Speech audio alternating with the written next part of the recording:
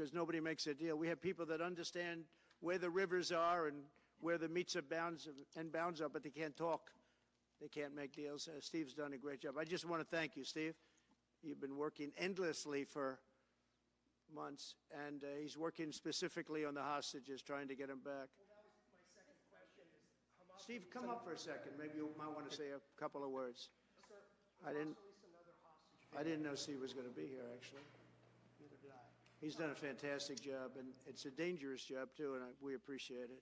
He didn't know about this kind of danger and the other deal-making he does. Now he sees a lot of big danger. Come on up, Steve. Mr. President, can I ask you the second part of that? Hamas Yeah, just released one another second, hostage please. video. I'm going to give you a little report on the hostages, if I can. Steve? Thank you very much. Thank you, Mr. President. Wow. Well, I think we're making a lot of progress, and I don't want to say too much because I think there's some really great progress, and I'm really hopeful that by the inaugural, we'll have some good things to announce on behalf of the President.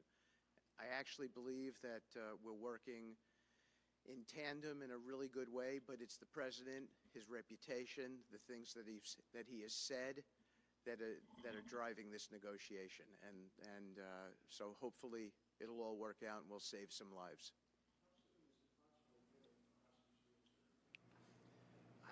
I believe we've been on the verge of it.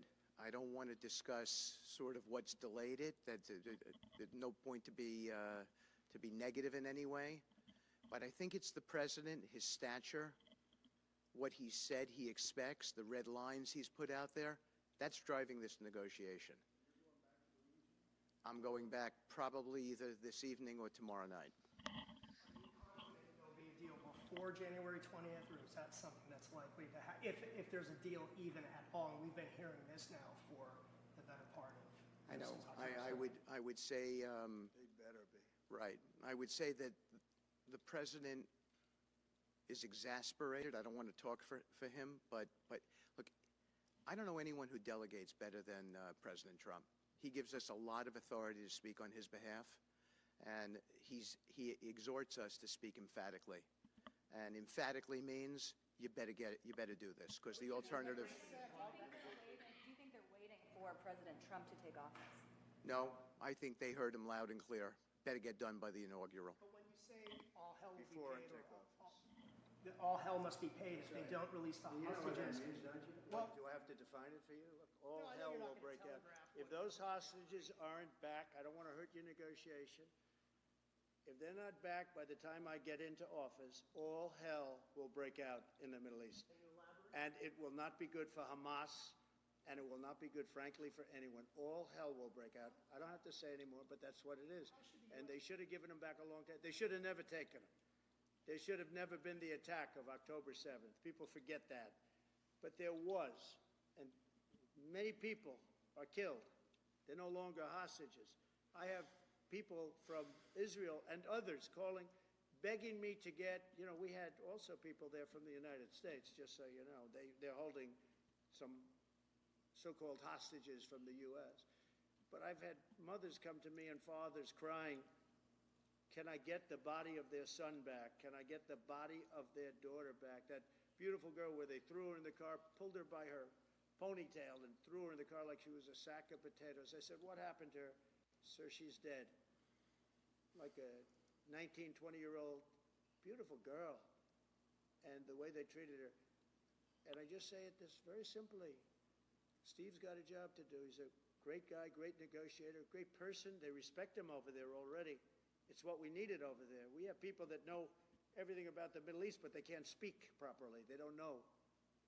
He's a great negotiator. That's what I needed. I could have sent that gentleman right over there, Hussein. He's a great negotiator. There are people, they're rare. Great negotiators are very rare, like a great surgeon. But we have the right person. But I tell this, I don't want to hurt the negotiation. If the deal isn't done before I take office, which is now going to be 2 weeks, all hell will break out in the Middle East.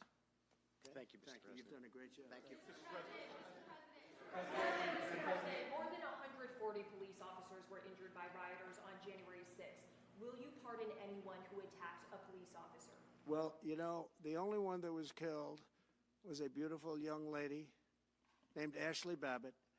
She was killed, and there was actually somebody else that was killed, also a MAGA person, but people don't give it 100% credibility. I'm going to find out about it, and we're going to find out. But Ashley Babbitt was killed. She was shot.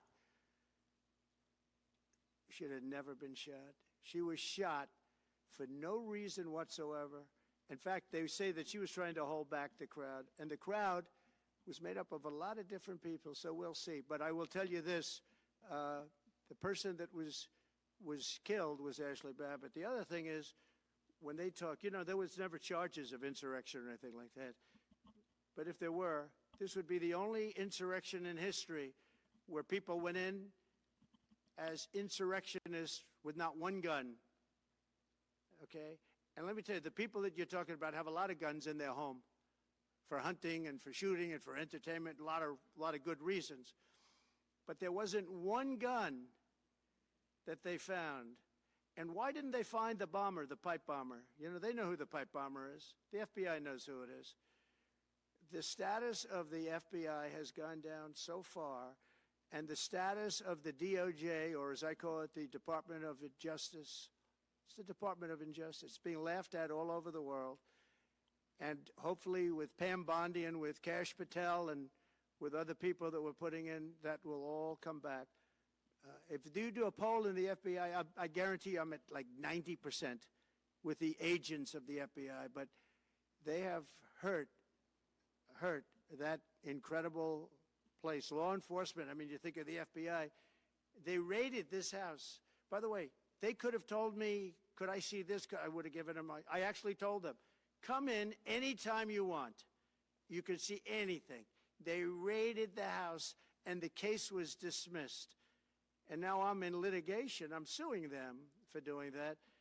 And I feel so badly doing it. I'm the President of the United States, and I'm suing the United States. But I'm suing them for other things, too.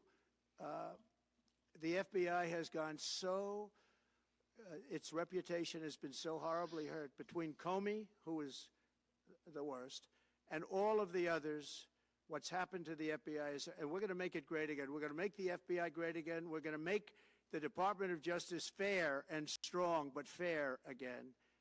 Because all they did was attack me because I'm their political opponent. And that includes with local judges like Marchand. You ought to find out. Ask them, why do I have a gag order where I'm not allowed to speak? Think of it. I'm the President of the United States, and I'm not allowed to speak. Why? Because if I did speak, people would understand the scam. It's a scam. And we have very dishonest judges, and New York judges are very bad. We had one that valued